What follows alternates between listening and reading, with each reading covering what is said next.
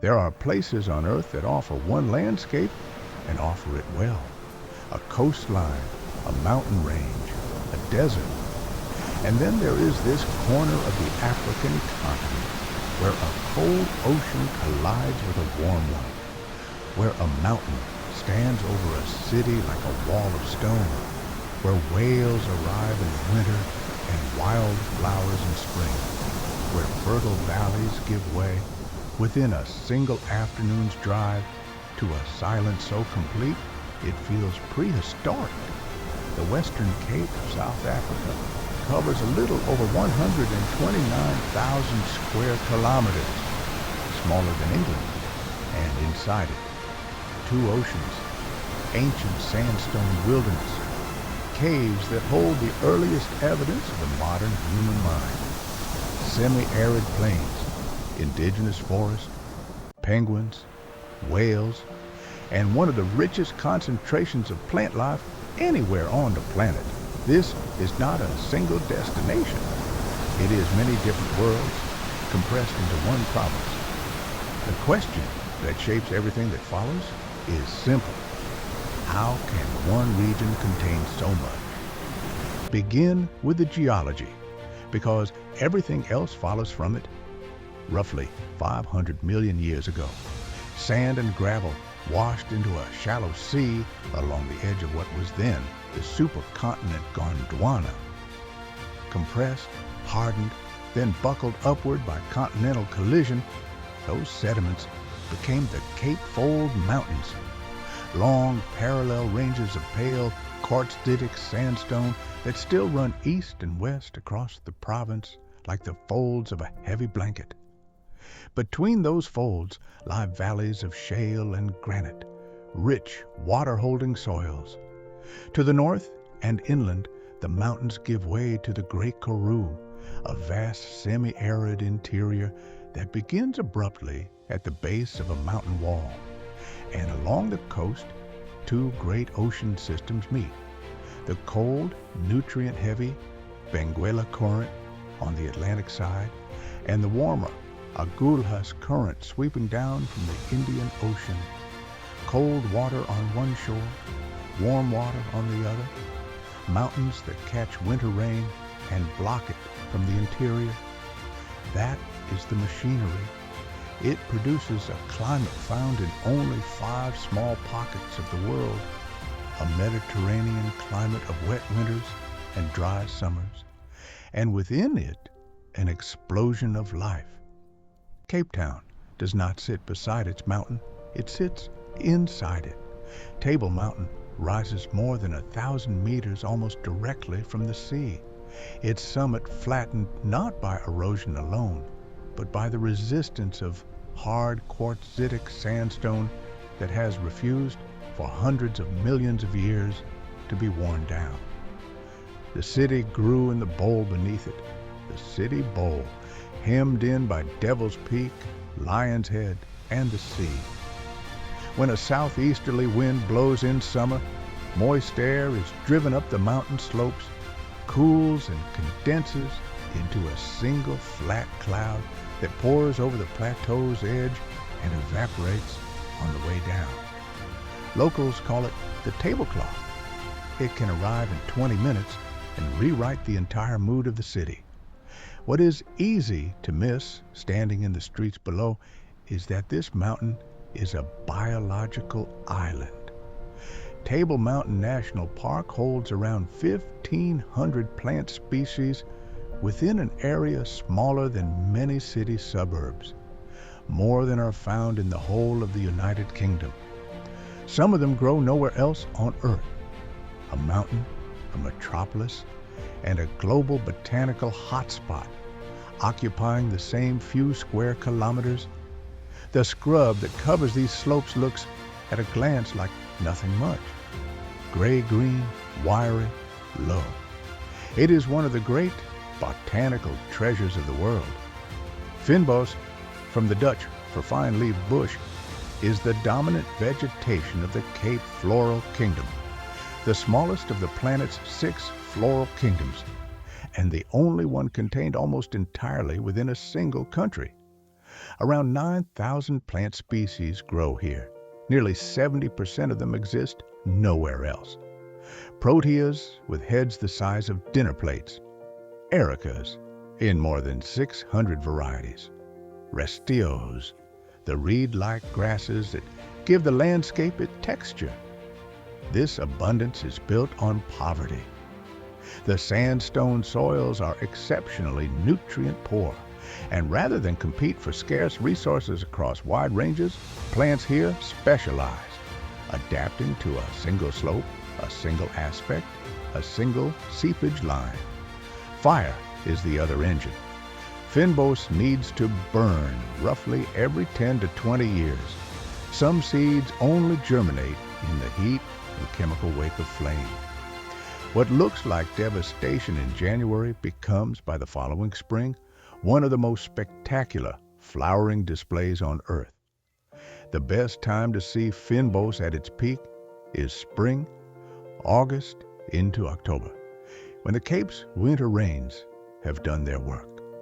Follow the peninsula south, and the land narrows, thins, and finally runs out.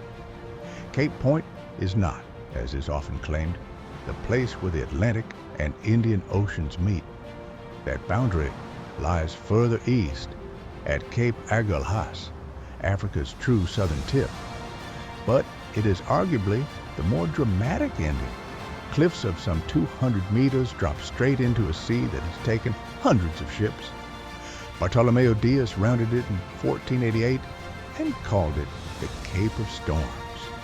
The Portuguese crown, more concerned with marketing than with meteorology, renamed it the Cape of Good Hope. The original lighthouse, built high on the point in 1859, proved almost useless. It sat so high that it was frequently swallowed by low cloud, invisible to the very ships it was meant to warn. It took the wreck of the Lusitania in 1911 to force the building of a second, lower light closer to the water. On the plateau behind the cliffs, the vegetation is wind-pruned and low, and the wildlife is peculiar. Eland, bontebok, ostrich walking the beaches, and troops of chacma baboons that have learned disastrously that humans carry food. It is barely an hour from central Cape Town, and it feels like the edge of the world. On the False Bay side of the peninsula, in the seaside village of Simonstown, granite boulders the size of houses shelter a series of small coves. In 1982, 2 breeding pairs of African penguins arrived here. They had probably come from offshore island colonies, drawn by the collapse of commercial fishing pressure in the bay and the abundance of anchovy and sardine. The colony grew to more than 3,000 birds, and then, like the species as a whole, it began to fall. The African penguin is the only penguin that breeds on the African continent, and it is now critically endangered. A little over a century ago, there were perhaps 1 million breeding pairs. Today, the global figure is estimated at fewer than 10,000. A decline driven by the historical harvesting of their guano nesting grounds, egg collection, oil spills, and above all, the shifting and shrinking of the fish stocks they depend on.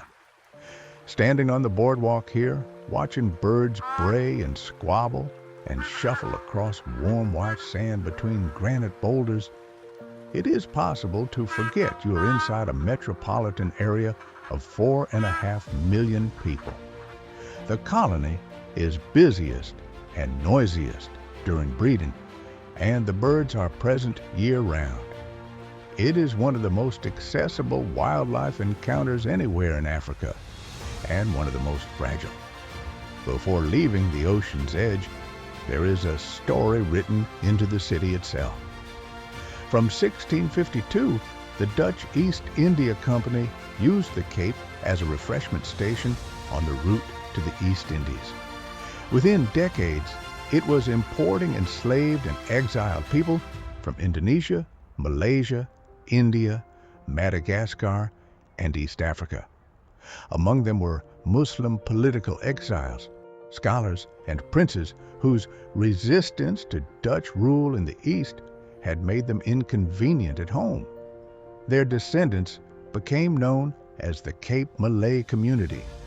They gave Cape Town its oldest mosques, its language traditions woven into early Afrikaans, its choral Kayapsa Klapsa tradition, and its food, bobotie, spiced and sweetened with fruit, denning vleis, Khoi sisters sold warm on Sunday mornings. The bright painted houses of the Book Cape on the lower slopes of Signal Hill are the visual shorthand, but the color is recent. The buildings themselves are 18th century rental houses, once required to be white. When the properties were bought by their occupants, the paint became a declaration. The Western Cape's landscapes are ancient. Its cultures are layered, contested, and very much alive. Turn inland, and the landscape softens for the first and only time.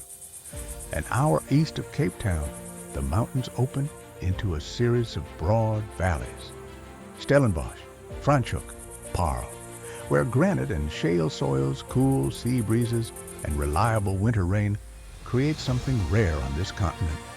Ideal conditions for viticulture. Vines were planted here almost immediately after Dutch settlement. The first Cape wine was pressed in 1659.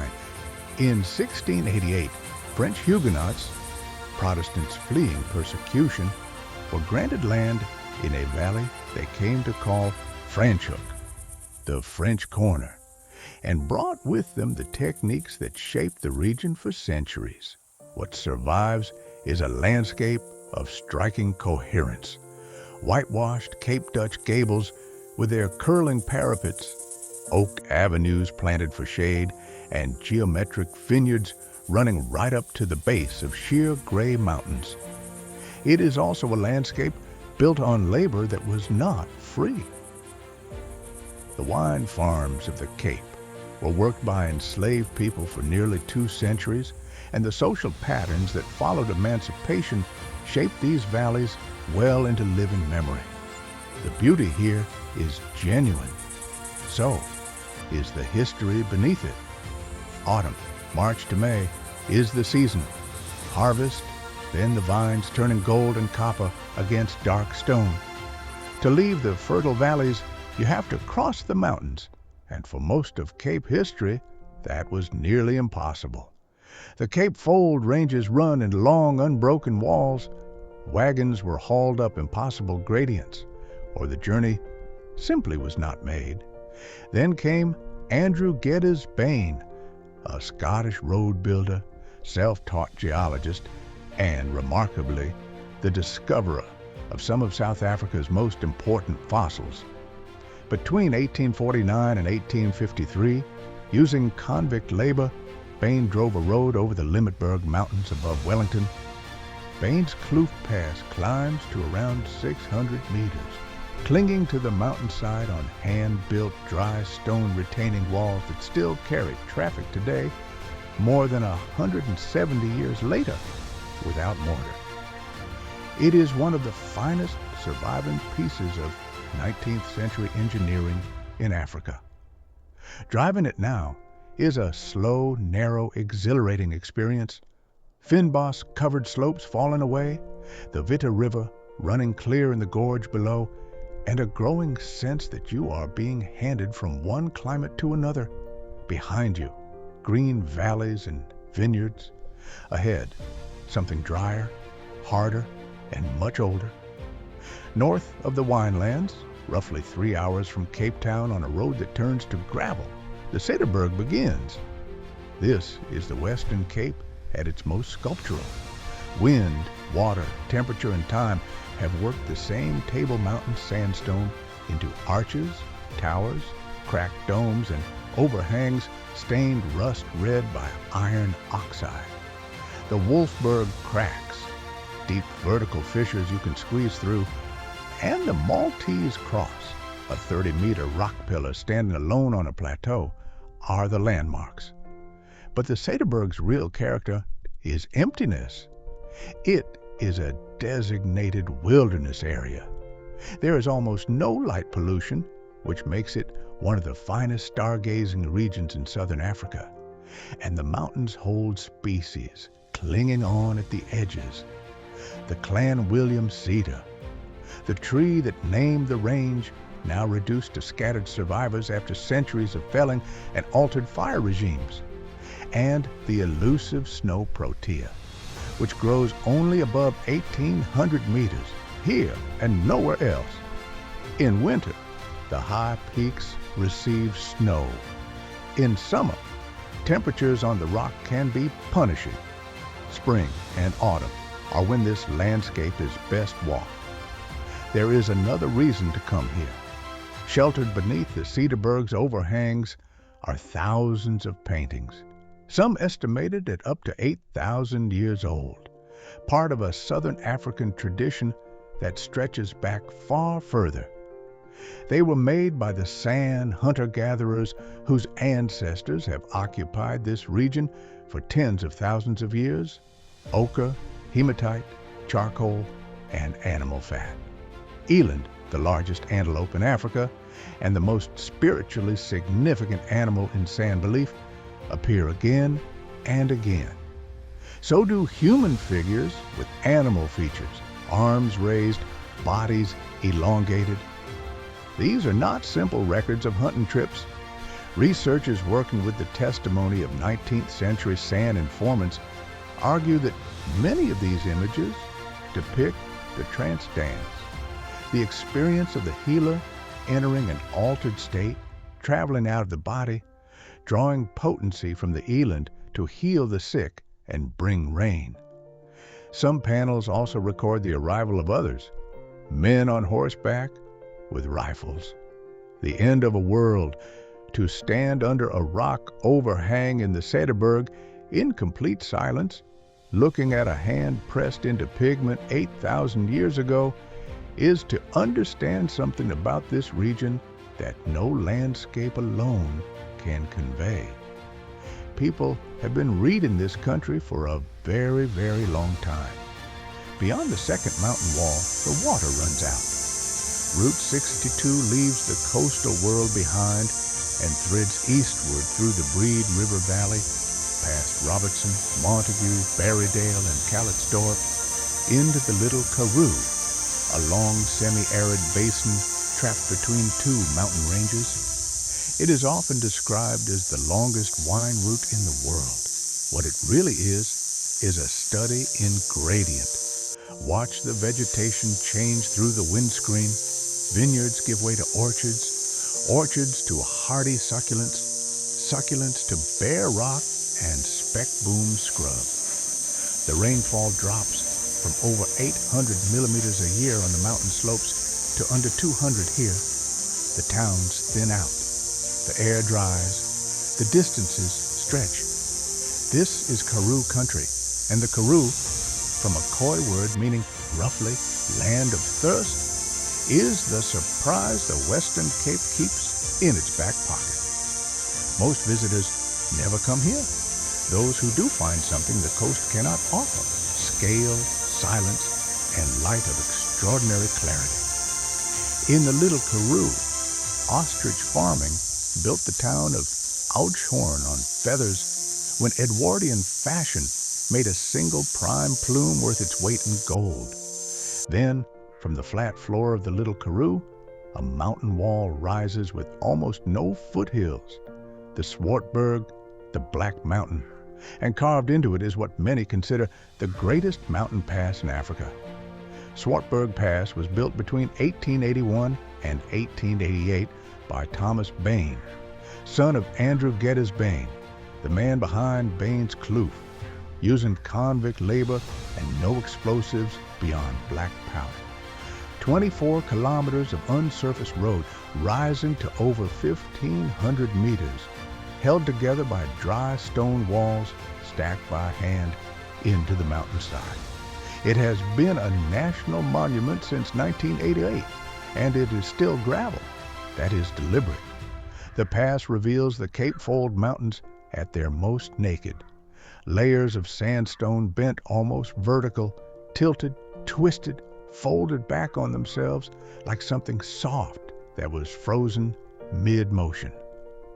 Geologists come here to read 300 million years of continental collision from a car window.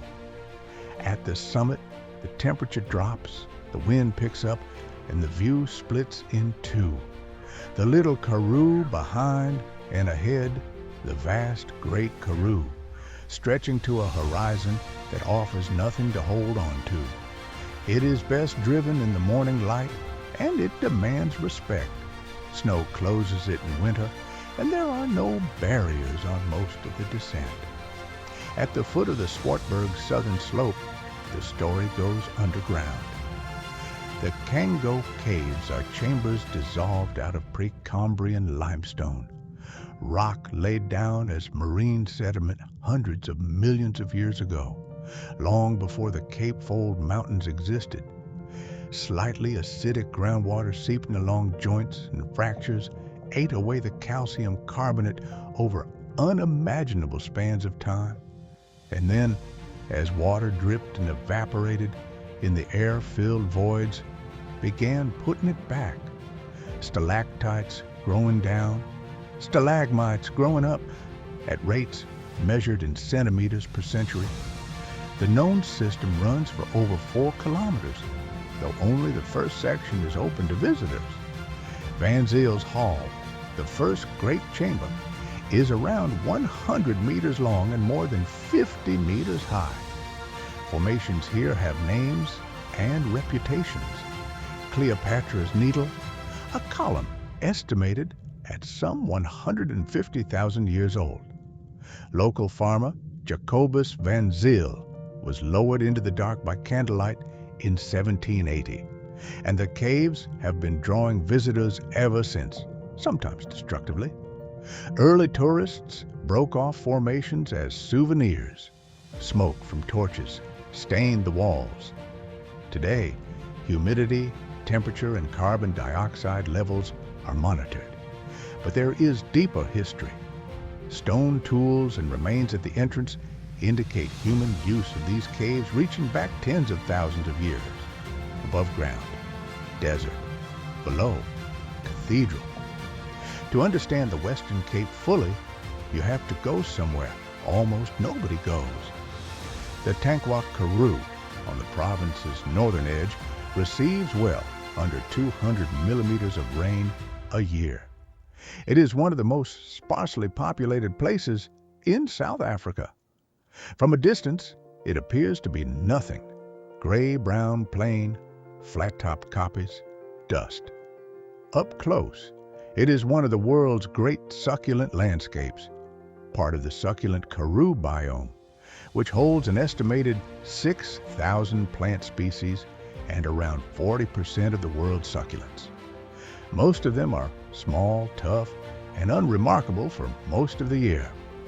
Then, if the rains have come at the right time, in a good spring, August into September, the plains flower. Not a few blooms, entire valleys turning orange, white, and purple for a matter of weeks. It is one of the great botanical events on Earth, and it depends entirely on rainfall that cannot be relied upon. And then there is Matjesfontein, a single Victorian street in the middle of the Karoo, built in the 1880s as a railway refreshment stop and health resort by an enterprising Scot named James Logan, who understood that dry desert air was thought to cure tuberculosis. It became a garrison and hospital. In the South African War, it has barely changed. A hotel, a bar, a museum, a street lamp collection, and total silence after dark. Come back south and the ocean returns, but this is not the cold Atlantic of the peninsula. This is the Overberg, and its coastline belongs to the whales. Every year, from roughly June to November, southern right whales migrate north from their Antarctic and sub-Antarctic feeding grounds to the sheltered bays of the southern Cape to cave and to mate. peak season is September and October. They come close, extraordinarily close. In Walker Bay at Hermanus, the seabed shelves steeply, and the water is deep near shore, which means 40-ton animals can rest within meters of the cliff path. It is widely regarded as the best land-based whale watching in the world. Hermanus even employs a whale crier who walks the town blowing a kelp horn in coded patterns to announce where the whales have been seen. Southern rights were hunted to near extinction. Perhaps 300 animals remained in the southern hemisphere by the 1930s. Protection has brought the population back to tens of thousands, and their return each winter is one of the clearest conservation successes on this coast. Watch long enough and you will see behavior that has no agreed explanation. Sailing, where a whale hangs vertically, tail raised into the wind, and simply drifts. Further east, the Whale Coast opens into one of the least known great reserves in South Africa. De Hoop Nature Reserve protects some 34,000 hectares of coastal fynbos, limestone hills, and a marine protected area extending 5 kilometers out to sea, one of the largest on this coast, and a critical nursery for calving southern right whales. Inland lies the De Hoop Vlei, a shallow brackish wetland listed as a Ramsar site of international importance, where thousands of waterbirds gather. Behind the beach stand enormous white dune fields, shifting, unvegetated, blindingly bright. The reserve holds the rare Cape Mountain zebra and the Bontebok, an antelope reduced at its lowest to perhaps 17 animals, and saved by a handful of Overberg farmers who fence them in. And it holds around 1,500 plant species in its own right. What strikes most visitors, though, is the absence. There is no town here. Kilometers of coastline with no development, no crowds, and often no other footprints. It is a 2.5-hour drive from Cape Town on tarred and then gravel road, and it feels far further than that. On this same stretch of coast, in a modest cave in a cliff above the sea near Still Bay, archaeologists uncovered something that changed our understanding of ourselves. Blombos Cave has yielded a sequence of occupation reaching back around 100,000 years. From layers dated to roughly 75 to 80,000 years ago came pieces of ochre engraved with deliberate cross-hatched patterns, among the oldest known abstract designs made by human beings. Tick shell beads, perforated and worn smooth by use, indicating personal ornament and therefore social identity. Sophisticated bone tools, heat-treated stone, and an ochre processing workshop, some 100,000 years old, complete with abalone shells used as containers for a pigment mixture, the earliest known evidence of humans deliberately compounding a substance. Then, in 2018, a silkcrete flake bearing a cross-hatched pattern drawn in ochre crayon at around 73,000 years old, the oldest known drawing in the world. These are not survival technologies. They are symbols, evidence that the modern human capacity for abstraction, or meaning, or design, or representing an idea in a material was already fully present here, on this coastline, tens of thousands of years before it appears in Europe. The Western Cape is not simply a beautiful place, it is one of the places where being human, as we understand it, began. East of Still Bay, the climate changes one final time. Here the Outaniqua Mountains rise close to the sea and force moist air upward year-round, producing rainfall in all seasons, and with it, the only substantial temperate indigenous forest in this province.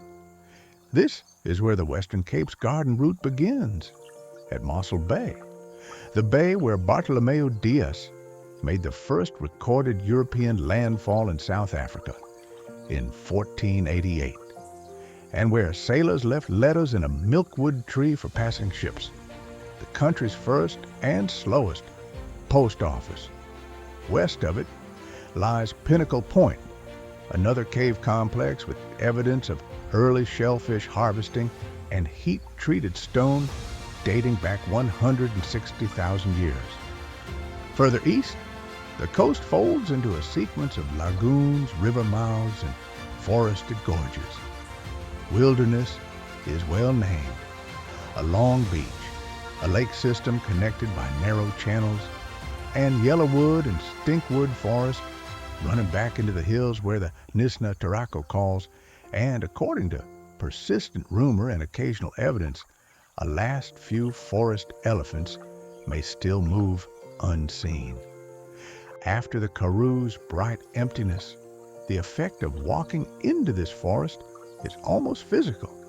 Deep shade, dripping green, the smell of leaf litter, 200 kilometers from bare rock and dust, a different world entirely. One clarification matters, because the Western Cape's great natural events do not happen at once. This is a winter rainfall region, and the calendar is inverted from the northern hemisphere. Winter, June to August, is cool, wet on the coast and in the mountains, and it is whale season. The southern rights are arriving, and the peak of that spectacle runs from September into October. Spring, August into October, is when the fynbos and the karoo flower, after the winter rains have soaked the ground. The great wildflower displays of the drier north depend on rain that came months earlier and may not have come at all. Summer, December to February, is hot, dry, windy, and the season of fire risk. It is the best time for beaches. For the cold Atlantic swim you will regret, and for high mountain hiking early in the day. Autumn, March to May, is the wineland season. Harvest, still air, golden vines, and the year's most stable weather. No single visit catches all of it. That is not a shortcoming. That is the point. Consider what has been crossed. A cold ocean and a warm one. A mountain that is also a botanical island, standing over a city of 4.5 million. A peninsula ending in cliffs with penguins in its suburbs. Valleys of vines and gables built on 3 centuries of labor, free and unfree. Sandstone wilderness holding paintings 8,000 years old, made by people whose descendants are still here. A road hand-stacked over a mountain by convicts and never surfaced. Limestone chambers hollowed out beneath a desert. Plains that flower once, briefly, if the rain arrives. A bay where 40-ton whales rest beside a cliff path. A cave where a human being 73,000 years ago drew a pattern on a stone for no reason but meaning. And a forest, green and dripping, 200 kilometers from bare dust. All of it inside one province. All of it explicable by geology, by 2 ocean currents, by mountains that catch the rain and withhold it, by time on a scale we can barely hold. But explanation is not the same as familiarity. Come here expecting a destination, and you will misread the place entirely. The Western Cape is not one landscape. It is many different worlds compressed into one corner of Africa, and it takes more than one lifetime to see them properly.